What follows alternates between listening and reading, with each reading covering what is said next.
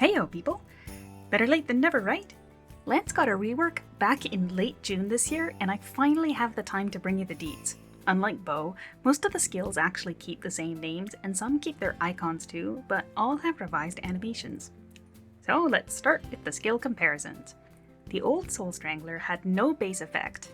The new version has these hand claws in the animation and now buffs your dark skill damage.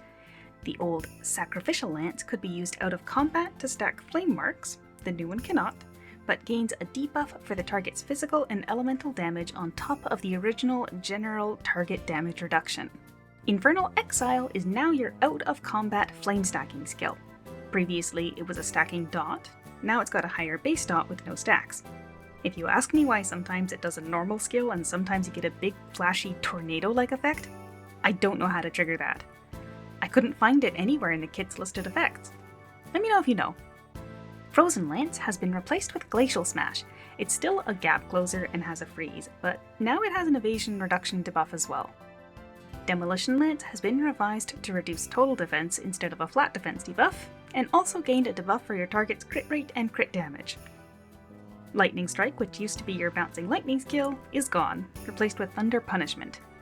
It says it has an effect of gathering mobs around the target you hit, but even when I was using a level 1 lance and not one-shotting them, I couldn't trigger this.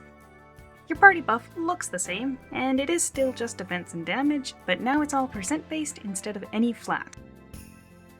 Now on to Mark's Awakening. Your 3 flame mark release still gives lifesteal, lance damage up, and all flat stats up, but has an extra lance skill damage up effect. 2 flame, 1 ice, the famous Hymn of Doom, has a new animation but no specific new effects.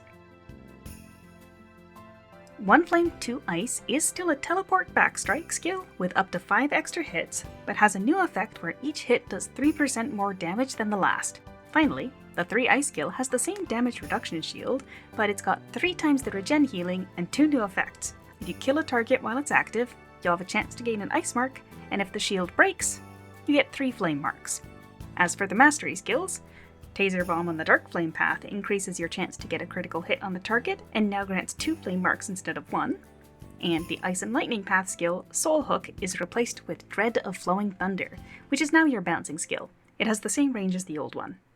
Also, it gives 2 ice marks. So that's your skills covered. Now for the masteries, starting with the left, Flame and Dark path. Infernal Exile used to have a crit rate bonus, and that has been replaced with a flame damage taken debuff. The Black Flames effect, which you apply by using certain skills, now has a higher damage received debuff, and the old Infernal Exile Ground Fire effect is gone. Lastly, the passive bonus to damage is larger. For the Ice and Lightning right path, the Frozen Lance effect was renamed to Glacial Smash, but it's the same. The boost to Lightning Strike's chain effect was removed, since it doesn't chain anymore. The new skill, Thunder Punishment, gets skill damage up and a crit damage taken debuff. At level 60, the 2 ice, 1 fire mark skill, the one that does the teleport and backstrike, gains 3 more hits and applies a damage taken up debuff that stacks up to 8 times if your target survives all 8 of those hits.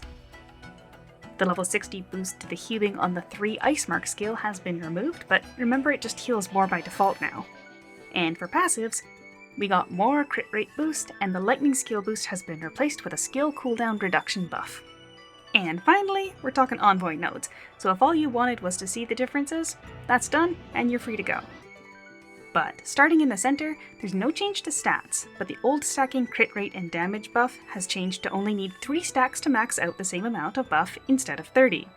For Battle Thorns, you have a higher chance for both effects to trigger, and the second effect, to inflict 50% more damage, will now start at half HP instead of 40%. Mark's Protection no longer has a shield you need to break for bonuses, you just get the stats and the move speed. It also has an added damage taken reduction effect. For Mystic Blast, you're now guaranteed to trigger the bonus effects when using Mark's Awakening. It's got the same flat stats buff, but more detail damage boost, and an added range and AoE bonus to your lance skills.